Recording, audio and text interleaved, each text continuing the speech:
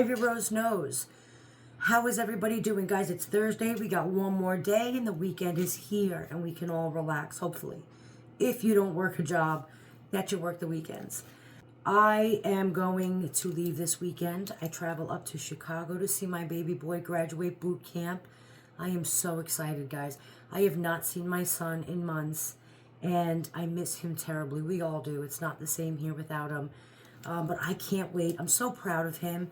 I can't wait to get up there, though, and just hug him and see him again and talk to him and just know that everything's okay. I've only gotten to speak to him 2 times, 3 times on the phone for a few minutes, and trust me, it's not long enough. I've been worried about him. You know, he's not home, and so you can't help but worry about them when they're up there. So I'm super excited to get up there for his graduation.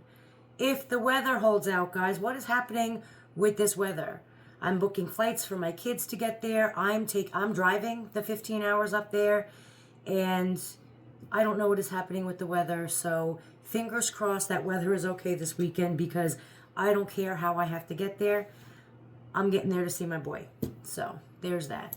But speaking of children, today I wanted to talk about family vlogging. All right, we know in the last few years, the whole family vlogger, mommy influencer thing has gotten so big, right? It's gotten so big, it pays them really well. It's really lucrative business for these family vloggers. We sit there, we watch them. I think the intrigue is, you know, your family looks like my family. How do you do it? What do you do differently? What can I learn from you? And that's what the intrigue in it is, I think, for a lot of people. Now, my problem with the whole family vlogger thing is the children. There are so many children being abused. I mean, think about it, right? These moms are sitting there, and the majority of them are moms. There are some dads that do it, but the majority of them are moms.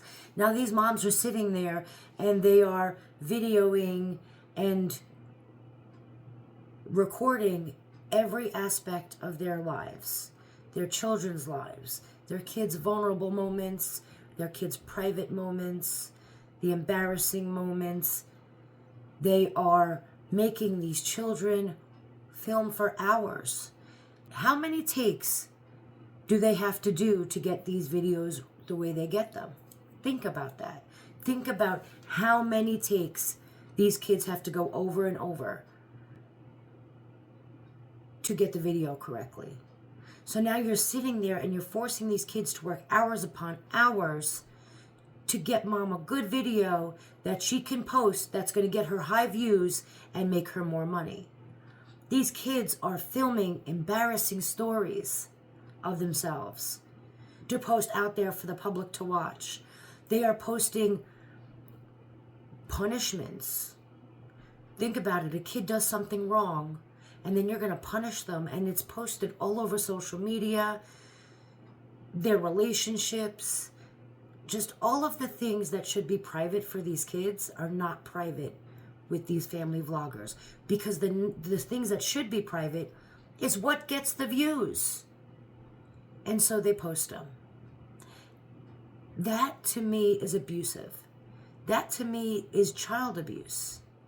You're making these kids work and film for hours. The majority of them are not being paid or compensated for the work that they're putting in for these videos.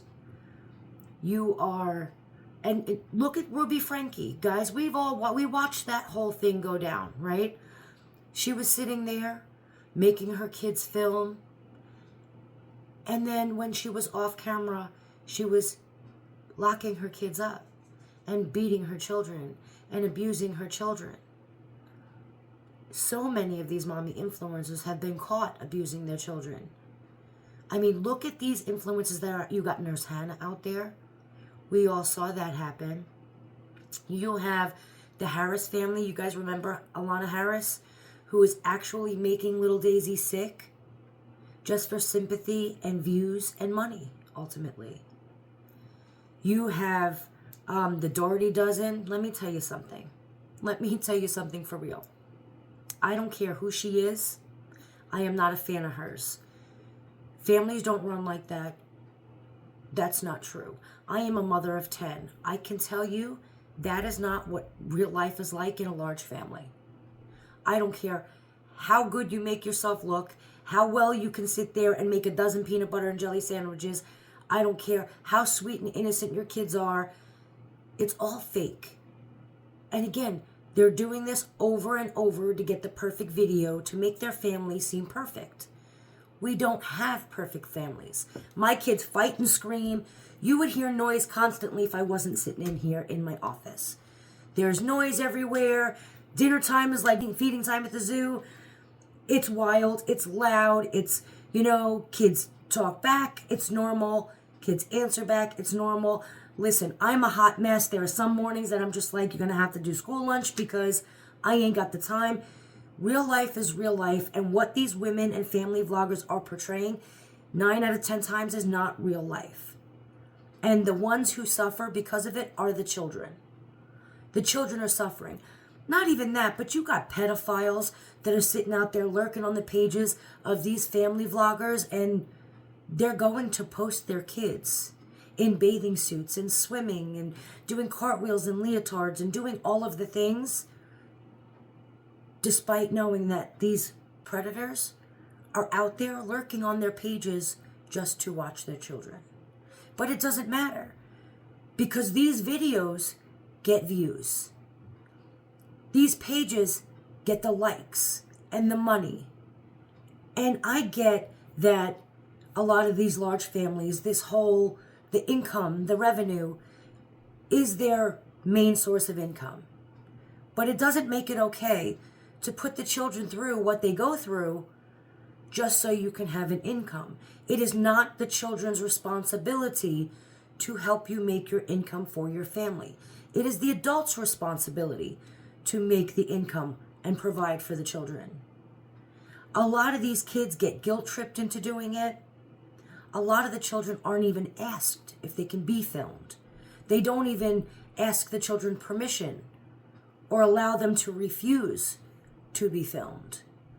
That, in my opinion, as a mother, is not okay. Now, I used to do not really family vlogging, but I had a page where, as a mom of a large family, I would post about my family. Once in a while, I would put pictures of my kids with their permission, not really videos. I never really did any of that. It was really just, showing what my kids were doing at the time, whether it related to schoolwork or something like that. But I always asked my children permission, and I didn't do it often because I didn't want my children out there like that. Now, a lot of the times it was mothers asking me questions and me responding. How do you do this?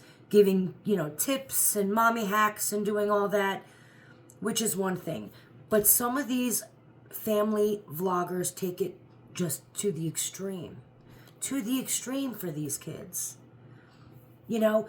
I sat there and I was, on TikTok, I've been talking about the whole Ruby Frankie case. And I'm sitting here and I'm watching this girl rip into her daughter. And I'm just like, that's unbelievable. Unbelievable. And she was scared of her. The daughter was scared of her mother. That's not okay. And I'm sure that video got crazy amounts of views. But that's not all right. I just feel like there need to be laws set in place to protect these children. Who is protecting the children? I don't care how much money you can make. Somebody needs to protect the children. It is not okay. And it gets me so angry and so upset that these kids are just being filmed and thrown in front of a camera, prancing around like they're circus monkeys. They're children. Our job as parents is to raise them, to instill values, to provide, to love them, to give them a safe home environment, not to prance them in front of the camera like puppets. It's just really sad that these kids don't have a say.